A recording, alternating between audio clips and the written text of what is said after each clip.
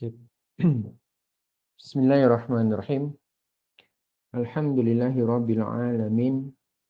Wa bihi nasta'inu ala umuri dunya waddin. Wa usolli wa usallim ala ashrafil anbiya'i wal mursalin. Wa ala alihi wa ashabihi wa man tabi'ahum bi ihsanin ila yaumiddin amma ba'd. Allahumma anfa' bima 'allamtana wa 'allimna ma yanfa'una wa zidna ilma amin ya rabbal alamin. Ikhwatal iman wa akhwati fillah rahimani wa rahimakumullahu jami'an. Kita lanjutkan kembali pada malam hari ini membaca hadis Arba'in karya Imam An-Nawawi rahimahullah ta'ala. Dan pada kesempatan kali ini kita masuk pada hadis yang ke-17 ya. Qala mu'alif rahimahullah ta'ala al-hadithu sabi' asyara, hadis yang ke-17.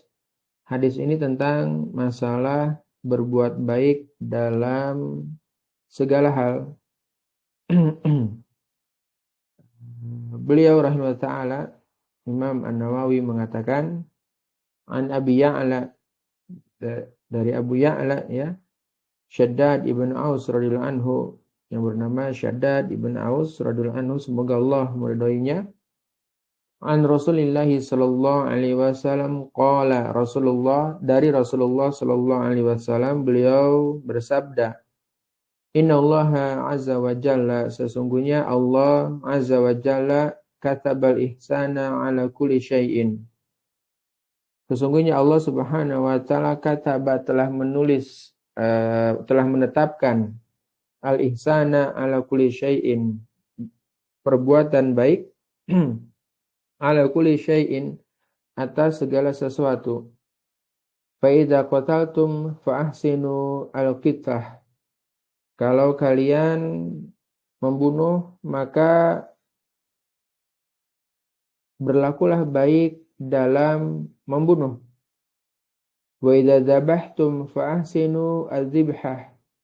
Kalau kalian menyembelih, maka berlakulah baik di dalam menyembelih. Wal yuhidda ahadukum syafratahu. Kalau kalian hendaklah kalian mengasah pisaunya. Wal yurih dzabihatahu, dan menyenangkan hewan sembelihannya. Hadis riwayat Imam Muslim.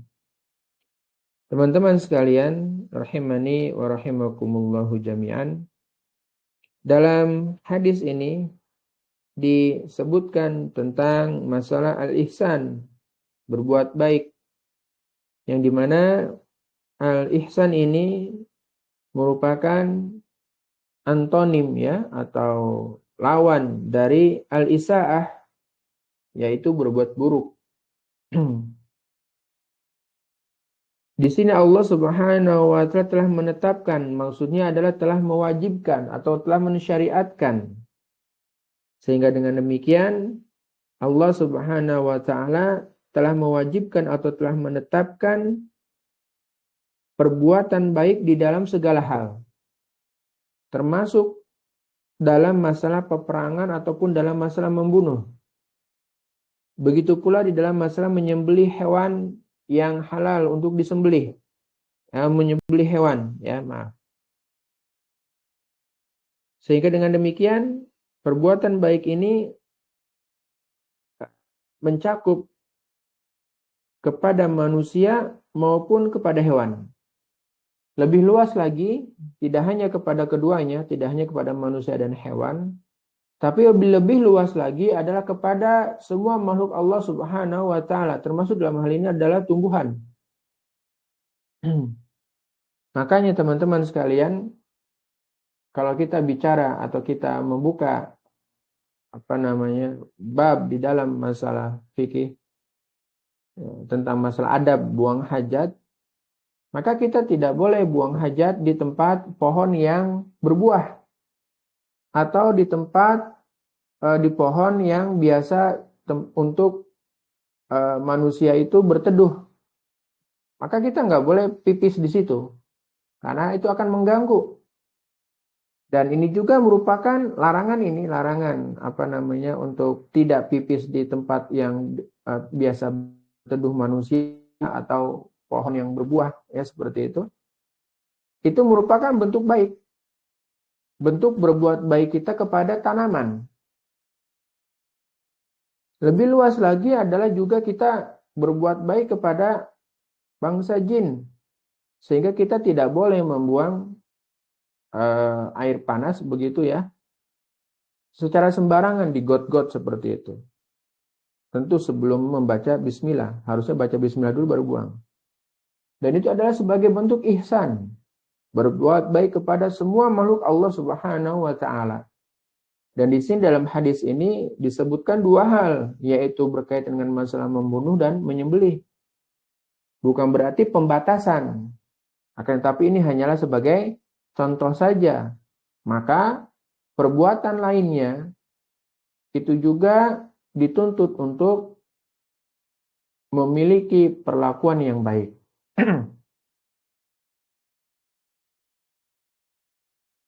Rasulullah Shallallahu Alaihi Wasallam beliau memerintahkan untuk berbuat baik di dalam perkara membunuh dan menyembelih.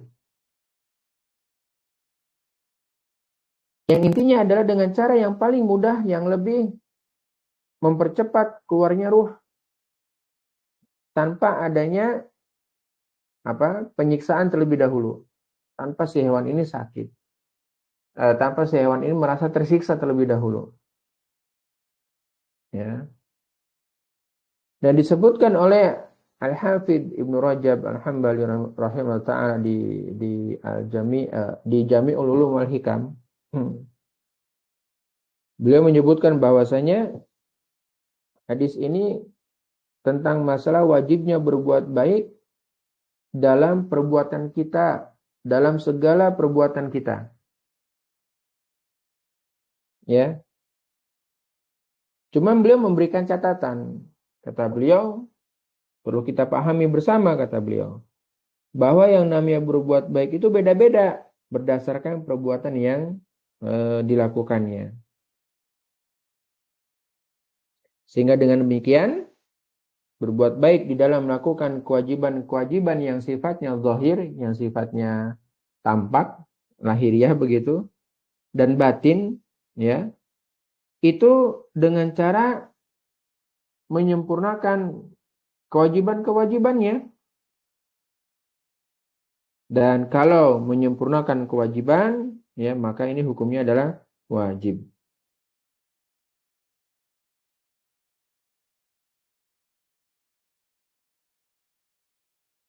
Kan tapi kata beliau lagi, kalau ternyata menyempurnakan kewajiban tersebut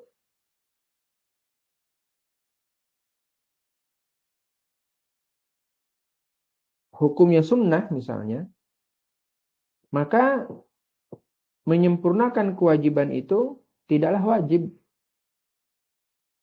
Ya.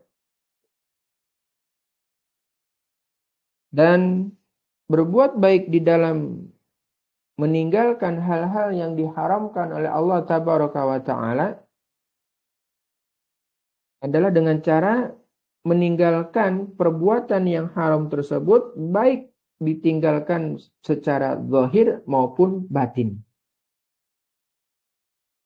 Lalu Al-Hafidh Ibnu Rajab beliau memberikan pendalilan di surat Al-An'am ayat 120.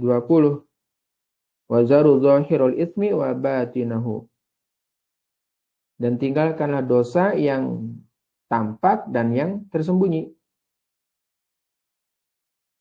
Dengan demikian berbuat baik dalam hal meninggalkan yang diharamkan, maka hukumnya adalah wajib.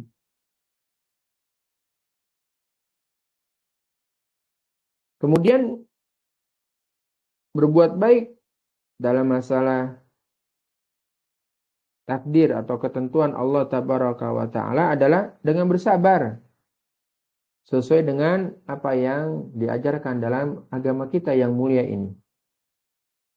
Ya, ini maksudnya bersabar dengan tanpa menggerutu begitu ya. tanpa menggerutu, tanpa berkeluh kesah, tanpa marah-marah, seperti itu. Dan yang namanya berbuat baik dalam muamalah kepada sesama makhluk adalah dengan cara memenuhi hak-haknya mereka.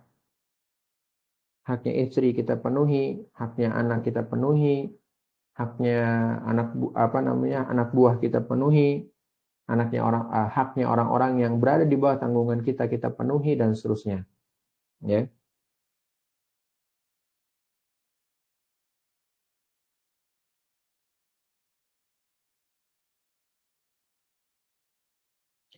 Dan demikian teman-teman rahimani wa rahimakumullah jami'an, berbuat baik ini ya, secara umum mencakup segala hal. Ya, mencakup segala hal. Lalu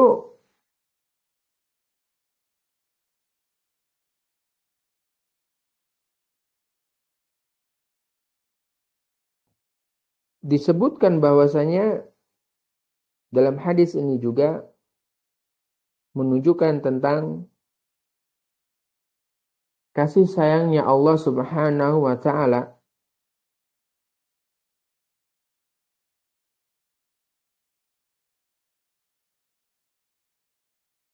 yang dimana Allah Subhanahu wa taala mewajibkan kebaikan dalam segala hal.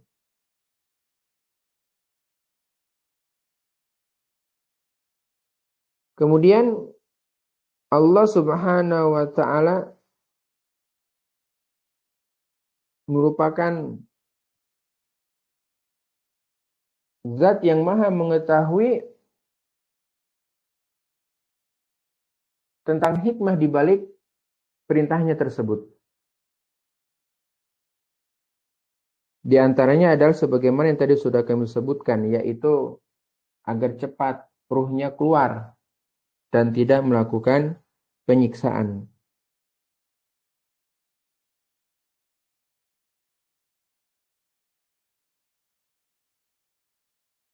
Yang dimana perintah dan hukum itu ada di tangan Allah Subhanahu wa taala. Begitu pula berkaitan dengan masalah ketetapan takdir yang pasti terjadi. Ya. Sehingga dengan demikian dalam rangka untuk menjaga kemaslahatan manusia, Allah Subhanahu wa taala memerintahkan mereka agar berbuat baik.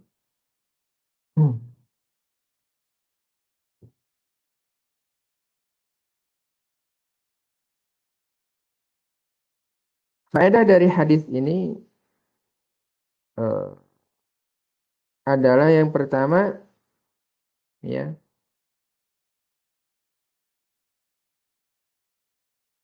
wajibnya berbuat baik dalam segala hal. Yang dicontohkan dalam hadis diantaranya adalah membunuh dengan cara yang mudah. Sehingga disebutkan dalam hadis itu, kalau mau menyembelih maka asah dulu ininya, pisaunya, ya.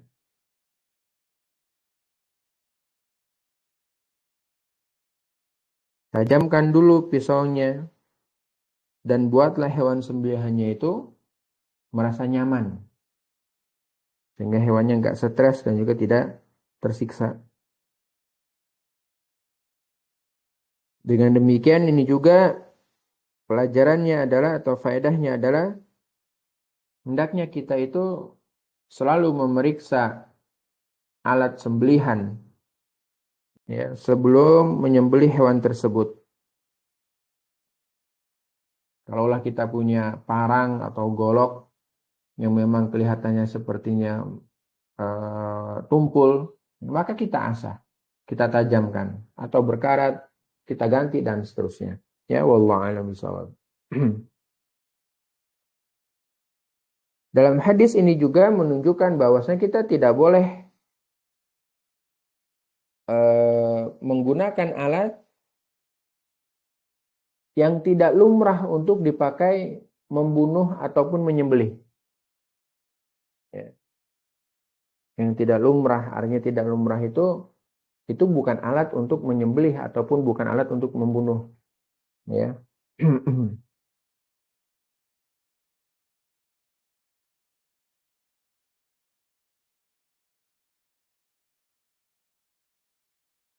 Adapun contoh jenis alatnya banyak ya, insya Allah Ta'ala. Ya, seperti apa namanya, balok kayu kan gitu. Masa iya seorang mau menyembelih kambing kemudian dipukul kepalanya. Itu kan nggak lumrah untuk menyembelih. Dan nggak bisa balok kayu untuk menyembelih.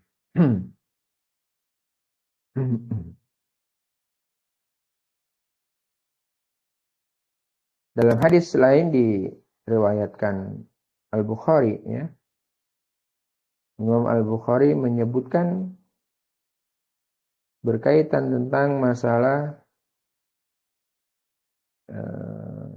apa namanya, gigi ya. Beliau sallallahu alaihi wasallam bersabda, "Amma-sinu fa'admun wa amma-dhifru famuda al-habasyah." Adapun gigi, ya gigi termasuk tulang, sementara taring adalah pisaunya orang-orang Habasyah.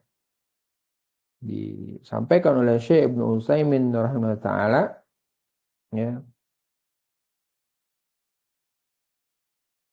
bahwa berkaitan dengan menyembelih atau membunuh gitu menggunakan gigi ya, yang termasuk tulang tersebut, beliau menyatakan bahwa semua tulang tidak boleh digunakan untuk menyembelih.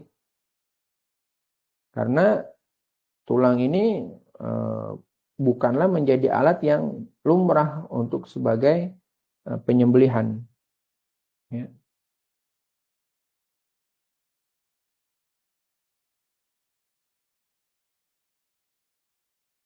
Hikmahnya karena memang tulang diambil dari bangkai hewan, jelas tidak boleh digunakan sebagai alat untuk menyembelih.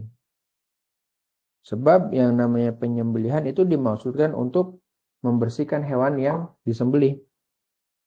Sementara bangkai ya, najis.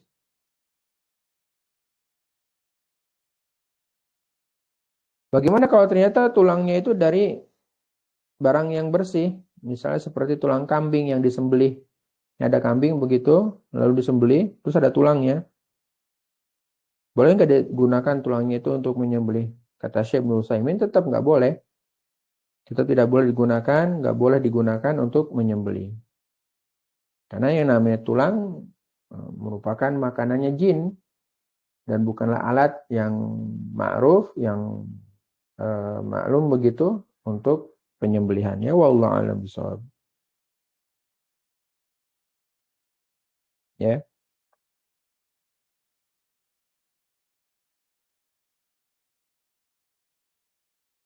Sehingga benda tajam apapun itu yang digunakan untuk apa namanya? Saya ulang, benda apapun itu, ya benda tajam apapun itu yang digunakan untuk menyembelih itu boleh dipakai. Ya, kecuali tulang. Ya, kecuali tulang. Disebutkan bahwa ma'an haruddam wa dzukira Rasulullah alaihi faqul. Alat yang bisa mengalirkan darah dan sembelihannya yang disebutkan nama Allah, maka makanlah sembelihan tersebut. Ya, sehingga anharud dam maksudnya adalah sesuatu yang bisa mengalirkan darah. Misal ada orang dia menyembelih misalnya yang menggunakan batu yang tajam. Ya, kan ada jenis batu yang memang dia itu tajam dan bisa melahirkan darah. Maka sembelihannya itu halal buat dimakan. Ya.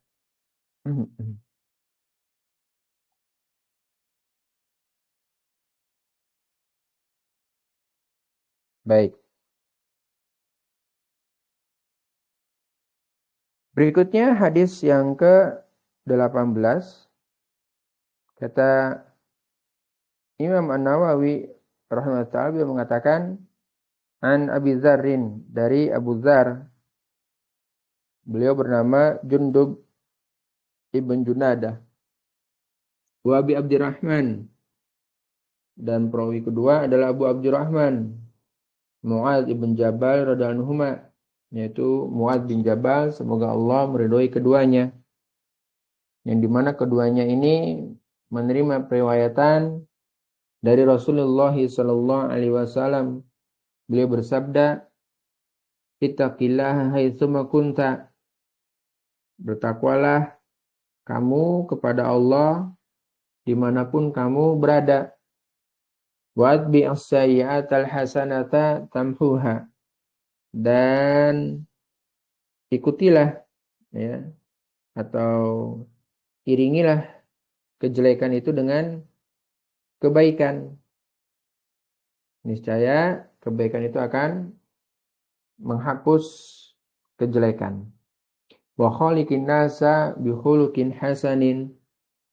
Dan bergaulah dengan manusia dengan akhlak yang baik. Hadis riwayat At-Tirmidzi, dan waqala, dan At-Tirmidzi bilang hadis hasan. Wa fi ba'di nusakh, dan pada sebagian manuskrip, ya, Imam Tirmidzi mengatakan hasanun sahih. Ini tentu mustalah atau istilah yang memang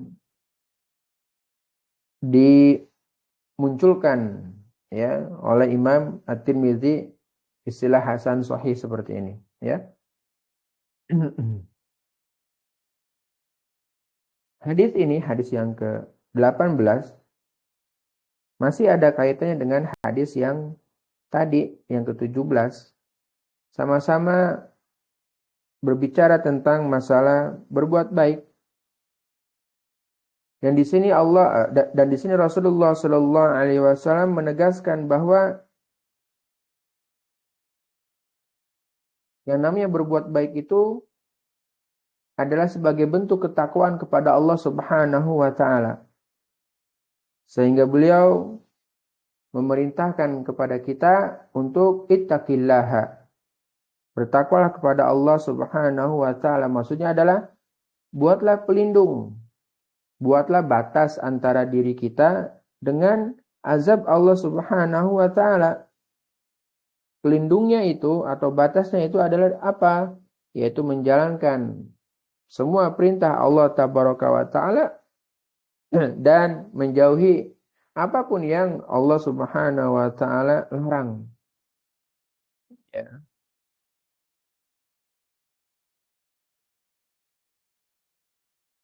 Yang namanya takwa, teman-teman sekalian rahimani wa rahimakumullahu jami'an,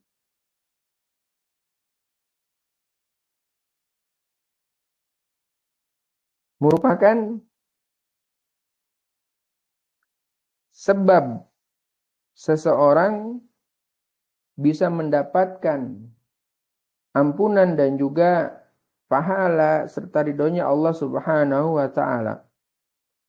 Kebalikannya, kalau ternyata dia bermaksiat kepada Allah Subhanahu wa Ta'ala, ya tentu kebalikannya dia mendapatkan dosa, mendapatkan azab ataupun siksa.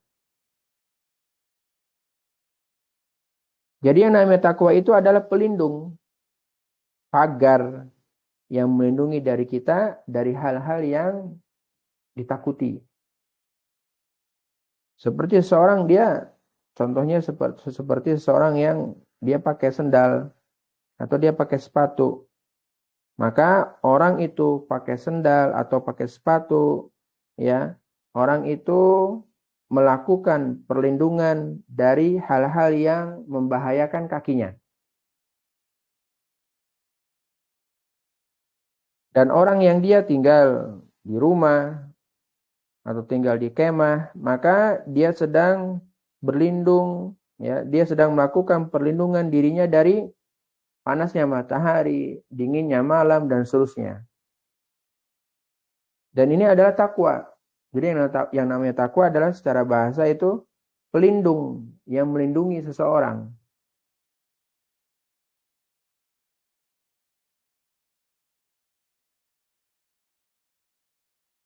Adapun makna takwa secara istilah banyak pengertiannya. Di antaranya adalah seseorang dia menjadikan dirinya dan murka Allah Subhanahu wa taala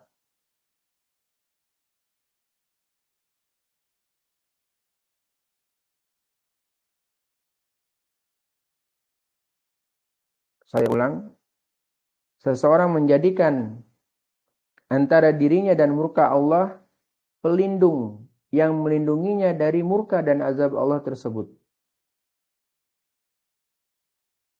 Apa itu? Yaitu dengan melakukan perintah-perintah dan menjauhi larangan-larangannya. Membenarkan, meyakini semua khabar yang telah disampaikan oleh Allah Subhanahu wa taala. Dia beribadah kepada Allah sesuai dengan syariatnya dan dia tidak melakukan perkara yang baru dalam masalah agama. Maka ini adalah namanya takwa. Dan Rasulullah Shallallahu Alaihi Wasallam dalam hadis ini memerintahkan kepada kita bahwa yang namanya takwa kepada Allah itu dibutuhkan pada setiap keadaan, pada setiap tempat, pada setiap waktu. Dengan demikian, hendaklah kita bertakwa dalam keadaan tersembunyi maupun terang-terangan. Ketika kita bersama orang lain ataupun ketika kita sendirian. Maka sabda beliau sallallahu alaihi wasallam, "Aitsuma kunta," dimanapun kamu berada, di tempat sepi, tempat ramai, di pasar, di rumah dan seterusnya. Ya. Lalu, kalau ternyata kita melakukan kejelekan, yang namanya manusia ya, yang namanya orang, iman itu fluktuatif, naik turun.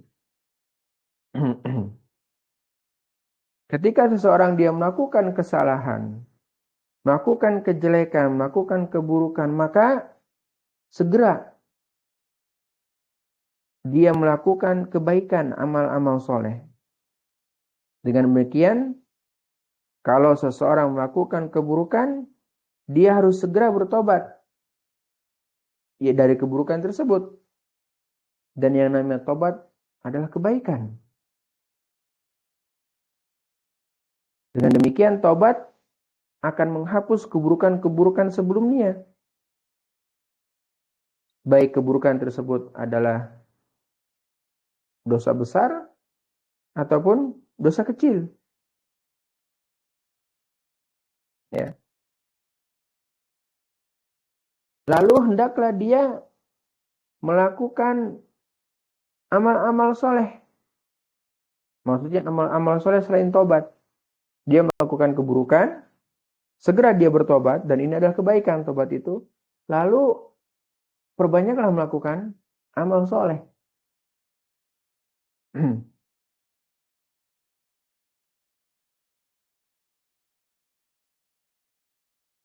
Dikarenakan dengan memperbanyak amal soleh tersebut, itu akan menjadi pemberat timbangan amalan dia di akhirat nanti.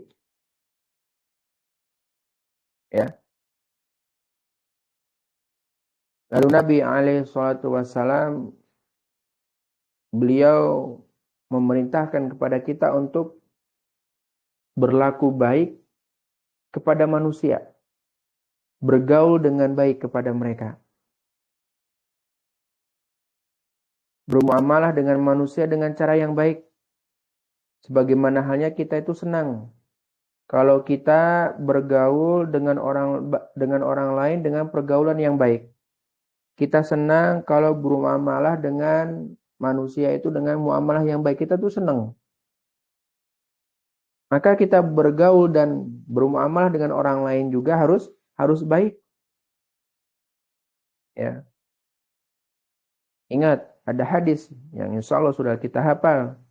La yu'minu ahadukum hatta yuhibba li akhihi ma yuhibbu li nafsihi.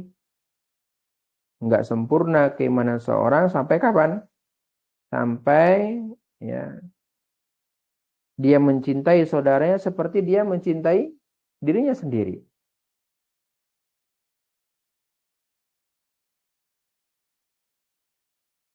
Dan Allah Subhanahu wa taala telah mensifati nabinya alaihi salatu wassalam bahwasanya beliau ini berada di atas akhlak yang baik, akhlak yang agung lagi luhur. Yang insya Allah taala kita sudah mengenal atau mengetahuinya bersama bahwasanya Aisyah Ummul Mukminin radhiyallahu anha pernah ditanya oleh orang lain tentang bagaimana sih perilaku Nabi Shallallahu Alaihi Wasallam. Maka Aisyah radhiyallahu anha menjawab, akhlak beliau ini adalah Al-Quran, artinya adalah melakukan apa-apa yang terdapat di dalam Al-Quran, melaksanakan perintah, menjauhi larangan, berbuat baik pada orang tua, anak-anak yatim, dan seterusnya. Dengan demikian, ini menunjukkan keutamaan akhlak baik dan anjuran untuk memiliki akhlakul karimah, sekaligus merupakan ancaman kebalikannya, yaitu memiliki akhlak yang jelek, akhlak yang buruk. Terkadang seseorang itu dia bisa bermuamalah dengan baik kepada atasannya atau kepada temannya, tetapi dia berbuat jelek, berbuat buruk kepada istrinya atau kepada anak-anaknya.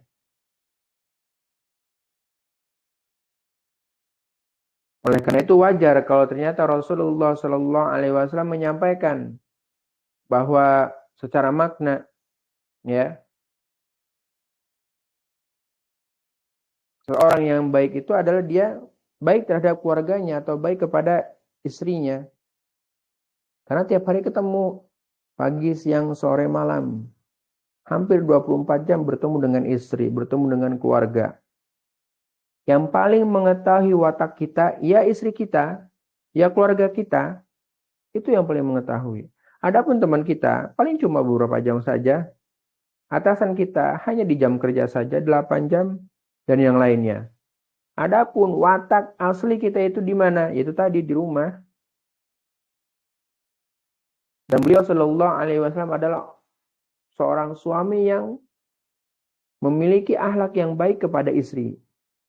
Ya, kepada istri-istri beliau Shallallahu Alaihi Wasallam. Faedah hadis ini berkaitan dengan masalah bagusnya nasihat Rasulullah Shallallahu Alaihi Wasallam kepada umat beliau, dan ini menunjukkan rasa kasih sayang beliau Shallallahu Alaihi Wasallam kepada umatnya. Beliau Shallallahu Alaihi Wasallam nggak pengen umatnya itu melakukan perbuatan yang jelek, perbuatan yang buruk, memiliki akhlak yang fahisyah. Na'udzubillah. Dan ini juga merupakan faedahnya adalah bertakwa kepada Allah Tabaraka wa Ta'ala di setiap tempat, di setiap waktu, di setiap kondisi. Lalu ini juga merupakan faedahnya yaitu anjuran mengiringi keburukan dengan berbuat kebaikan. Ya.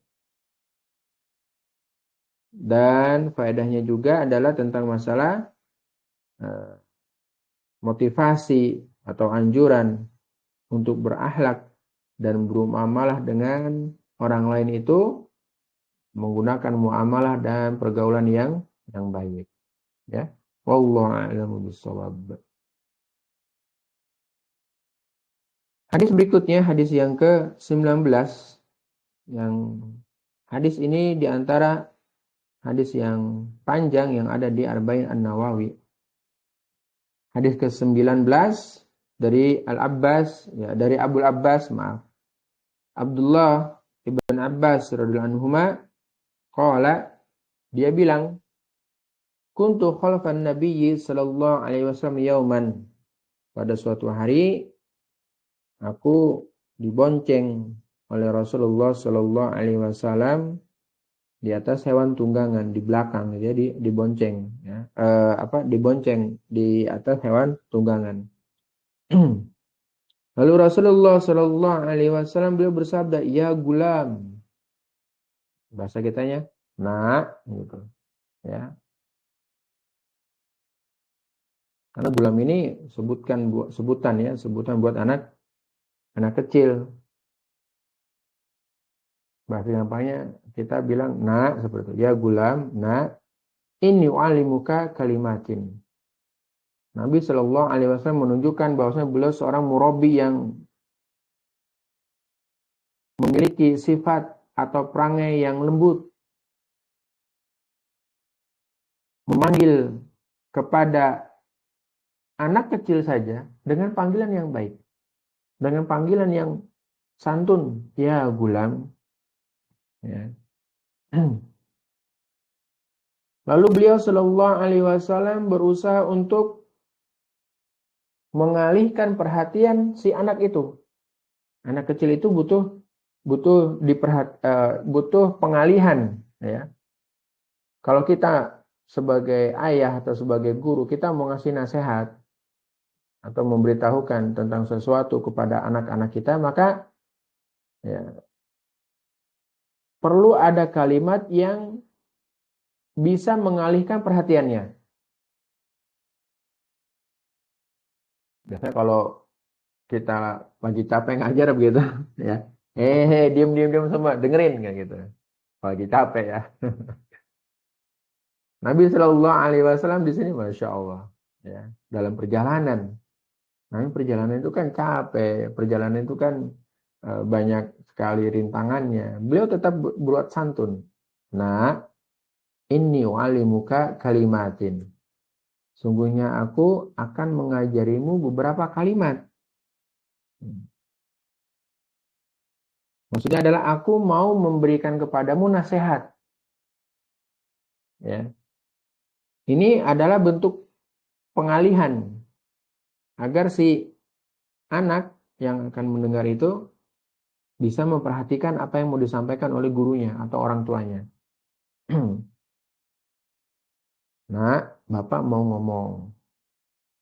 Nah, Bapak mau ngasih kamu nasihat. Begitu, ya. Kurang lebih begitu kalau di kehidupan kita sehari-hari. Apa nasihatnya? Nasihat ini adalah nasihat yang bagus. Nasihat yang menanamkan keimanan kepada anak. Bukan nasihat tentang perkara dunia. Dan nasihat ini merupakan nasihat untuk mentauhidkan Allah Tabaraka wa Ta'ala. Coba kita lihat.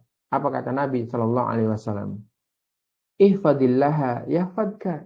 Kata beliau Sallallahu Alaihi Wasallam.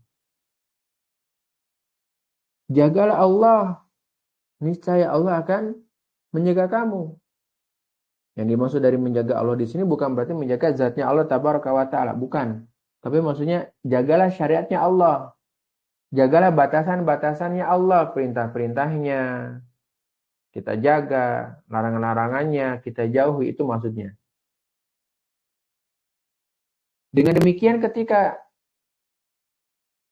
kita mewasiatkan kepada anak kita untuk menjaga batasan-batasan Allah atau syariat-syariatnya Allah, maka si anak kita ini, dia punya pedoman. Dia punya pedoman. Coba kita lihat wasiatnya orang tua kepada ayah di zaman kita sekarang ini. Kebanyakannya apa?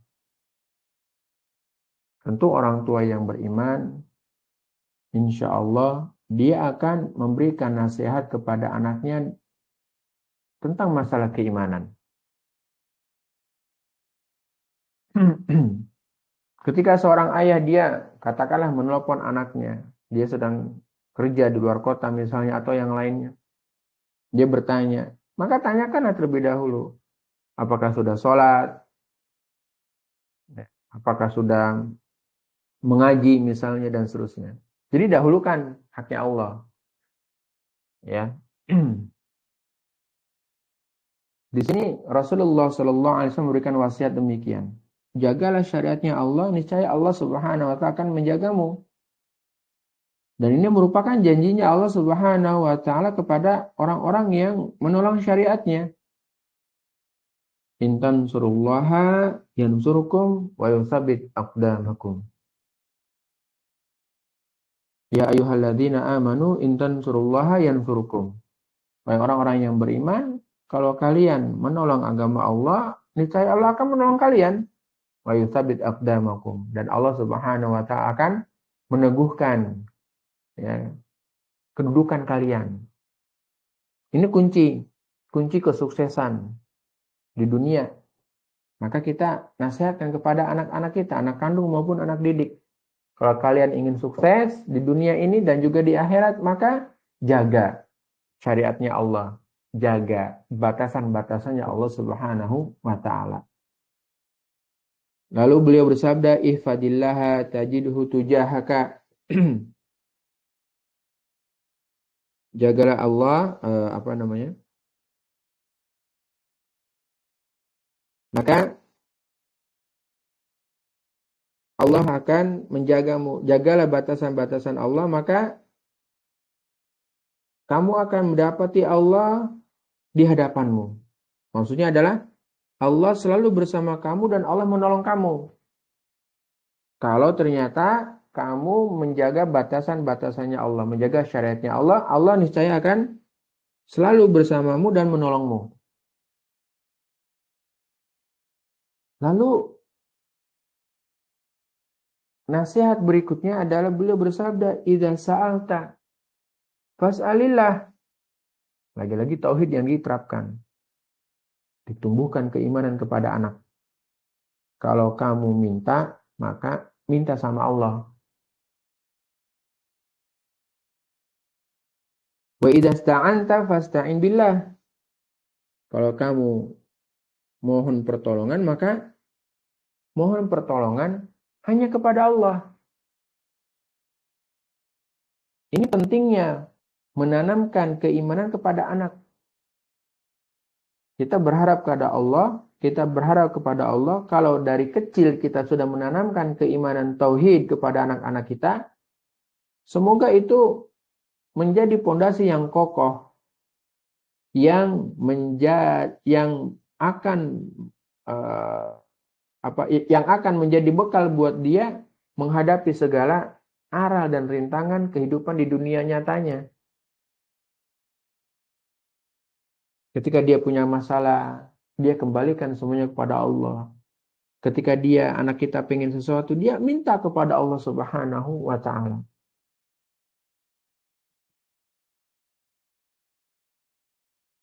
Fa'alam annal ummata lawi tama'at ala an yanfa'uka bi syai'in lam yanfa'uka illa bi syai'in qad katabahu Allahu lak. Ini berkaitan tentang masalah ketetapannya Allah Subhanahu wa ta'ala. Wa'lam, ketahuilah, kalau semua makhluk di dunia ini, sekiranya mereka itu bersatu untuk memberikan manfaat, kebaikan kepada kamu, maka mereka nggak akan mampu melakukannya, kecuali dengan suatu kebaikan yang telah Allah Subhanahu wa ta'ala tetapkan bagi kamu. Ya, ini tentang masalah takdir. Nabi Shallallahu Alaihi Wasallam menyampaikan nasihat yang pertamanya adalah nasihat tentang masalah tauhid, tentang masalah uluhiyah.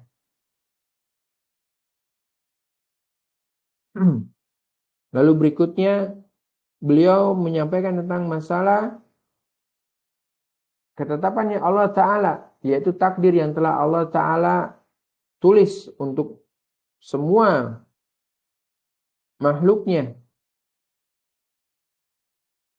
Maka kalau semua orang mau memberikan kepada kita manfaat, maka itu nggak akan terjadi kalau ternyata Allah Subhanahu wa ta'ala memang tidak menetapkannya.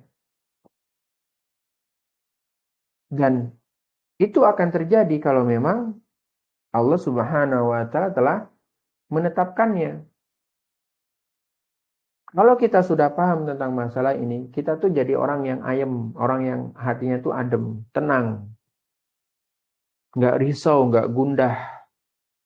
Apa yang telah Allah tetapkan bagi kita kebaikan, itu nggak akan luput dari kita. Jatah rezeki kita masing-masing sudah Allah Subhanahu wa taala sampaikan, sudah Allah Subhanahu wa taala berikan. Rezeki kita itu nggak bakal ketukar. Jatah masing-masing dari kita itu udah pas. Sesuai dengan kesanggupan dan kemampuan kita di dalam mengembannya. Kalau kita sudah memahami masalah ini, maka dalam menghadapi perkara masalah yang ada di dunia, kita tuh tenang insya Allah ta'ala. Kebalikannya, walau ijtama'u ala an yadurruka bisyai'in lam yadurruka illa bisyai'in qad katabahu 'alaika. Ini kebalikannya. Kalau mereka semua manusia ini berkumpul untuk menimbulkan kemudorotan, untuk memberikan kepada kamu kemudorotan, maka mereka nggak akan mampu melakukannya kecuali dengan suatu keburukan yang telah Allah takdirkan akan menimpa kamu.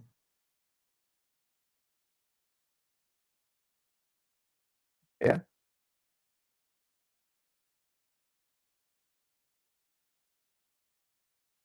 Di hadis ini, ya di akhir hadis ini beliau bersabda, Rufi'atil aqlam wa jaffatis suhuf.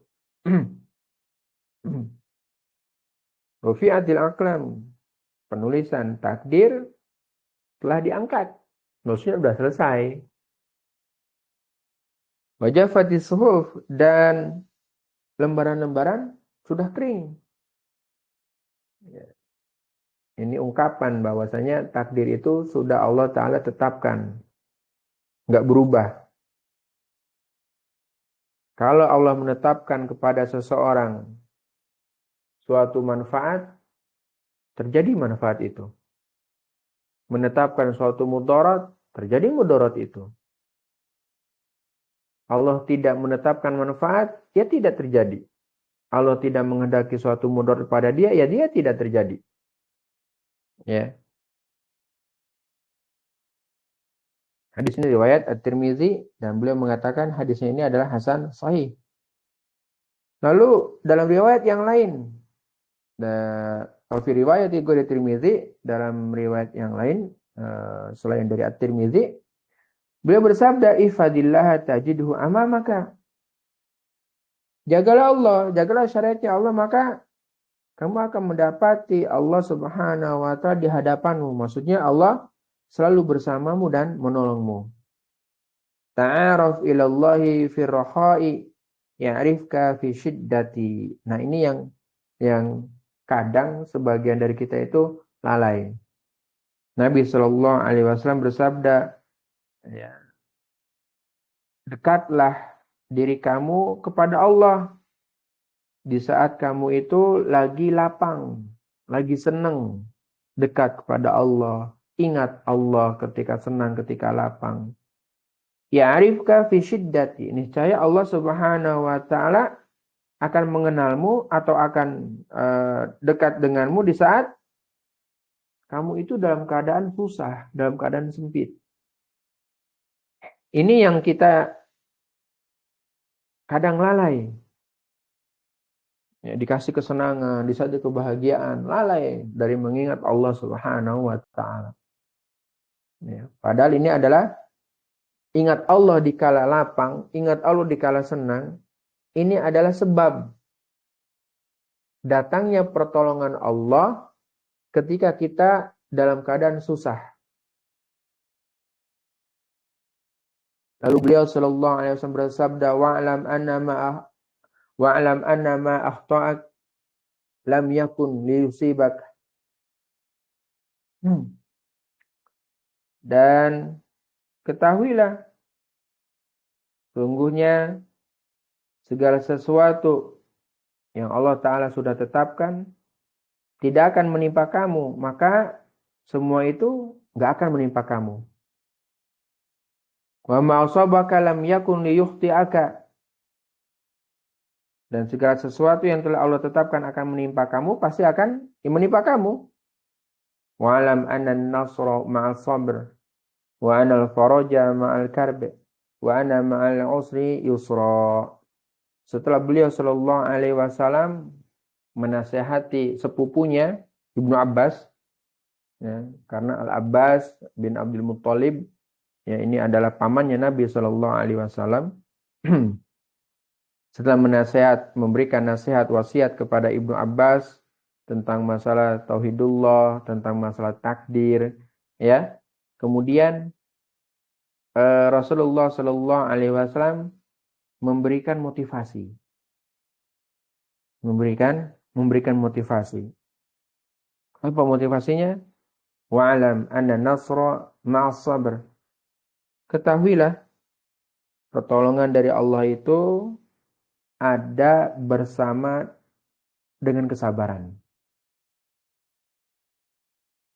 Ini motivasi buat kita untuk senantiasa sabar di atas kebenaran. Wa anal faraja ma'al karbi. Dan jalan keluar itu ada bersama dengan kesulitan. Sudah mentok, ya, kemana-mana.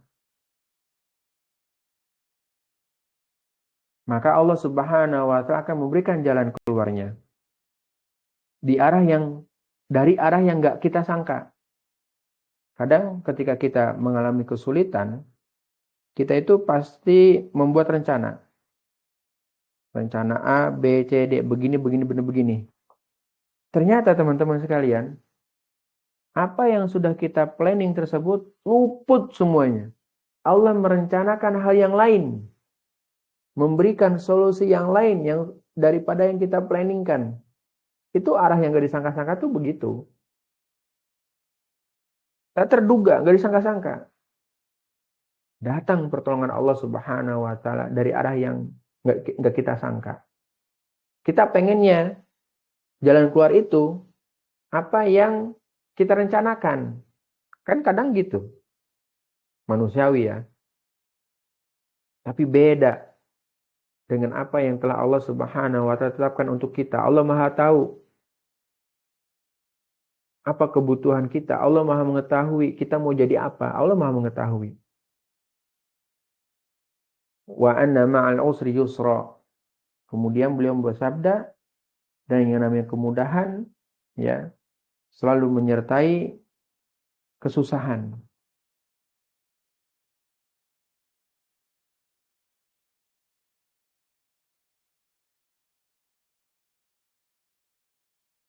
Yang menunjukkan ini jalan keluar itu akan selalu ada. Sehingga tidak layak bagi seorang muslim, bagi seorang mukmin, dia berputus asa. Gak layak. Kenapa? Karena tadi Allah Subhanahu wa Ta'ala akan memberikan jalan keluar, akan memberikan kemudahan dari arah yang tidak kita sangka. Wallahu a'lamu bishawab.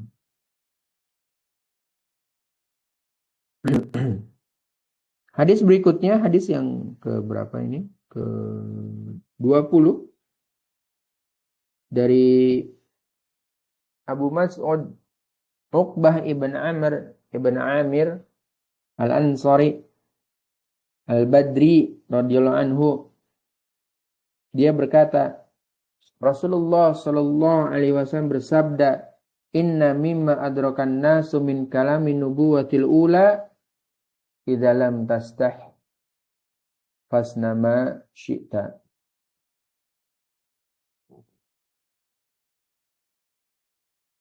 Inna, sesungguhnya, mimma adrakan nasu min kalamin nubuwatil ula, sesungguhnya di antara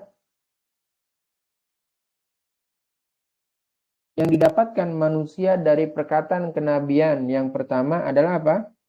Idza lam tastahi. Kalau kamu enggak merasa malu, atau kalau kamu enggak punya malu, begitu. Fasnama syi'ta, maka berbuat sesuka kamu. Kalau kamu enggak punya malu, ya udah terserah kamu lah.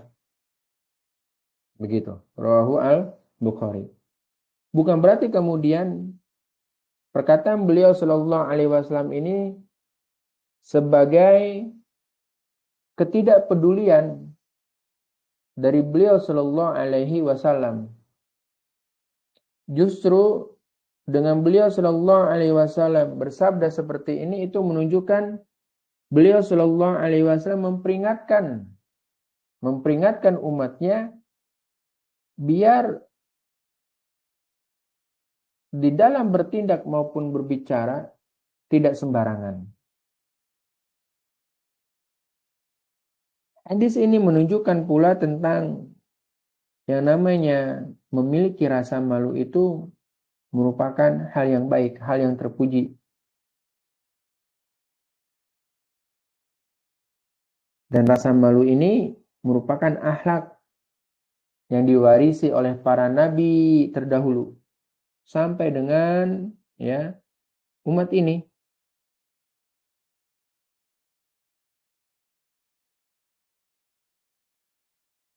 Disebutkan oleh Al-Hafidh Ibnu Rajab rahimahullah ta'ala, beliau bilang bahwasanya Nabi sallallahu alaihi wasallam bersabda, inna mimma adrakan nasu min kalami nubuwatil ula, itu sudah ada sejak zaman nabi-nabi terdahulu. Dan hal itu menunjukkan bahwa manusia itu saling mewarisi dari satu generasi ke generasi yang lainnya. Terus begitu. Dan ini juga menunjukkan bahwa kenabian terdahulu itu telah membawa pesan ini. Dan terus menyebar di kalangan manusia sampai akhirnya pada generasi umat ini. Lalu Nabi SAW bersabda, idza lam tastahi, kalau kamu enggak punya malu, fasna ma syi'ta, maka lakukan sesuka kamu. Ini ada dua makna. Yang pertama, hal tersebut bukan bermakna perintah untuk melakukan apapun yang disukai sesuai dengan hawa nafsu, bukan. Tapi maksudnya adalah pencelaan dan larangan untuk berbuat seenaknya sendiri. Ya. Lalu yang kedua, makna dari hadis yang kalau kamu nggak punya malu, berbuat sesuka kamu. Maknanya yang kedua adalah merupakan perintah untuk melakukan segala sesuatu. Maksudnya adalah perintah untuk melakukan segala sesuatu sesuka hati, seperti zahir dari lafalnya. Maksudnya kalau kamu punya kemampuan, punya keinginan berbuat sesuatu yang tidak memalukan dirimu, yang tidak mempermalukan dirimu, maka kalau hal itu adalah kebaikan, baik dalam syariat maupun baik menurut manusia, terlebih lagi jika memang perbuatan tersebut adalah berupa ketaatan atau akhlak yang baik, maka lakukan sesuka kamu. Ya. Dan ini adalah pendapat sebagian dari a'immah, para imam. Di antaranya adalah Abu Ishaq Al-Marwazi Asy-Syafi'i dan disandarkan pendapat yang semisal ini juga dari Imam Ahmad bin Hanbal rahimahullah ta'ala.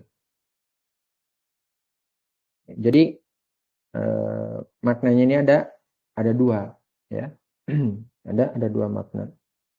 Yang pertama tadi maknanya adalah bukan berarti perintah untuk melakukan segala hal yang disukai sesuai dengan hawa nafsu, bukan. Tapi maksudnya adalah celaan, begitu ya. Dan yang kedua adalah secara zahirnya, maksudnya lakukan sekehendak kamu asal hal itu adalah sesuai dengan syariatnya Allah, baik menurut manusia dan tidak mempermalukan diri kamu, maka udah berbuat sekehendak kamu, begitu. Asal hal itu adalah kebaikan, asal hal-hal yang positif.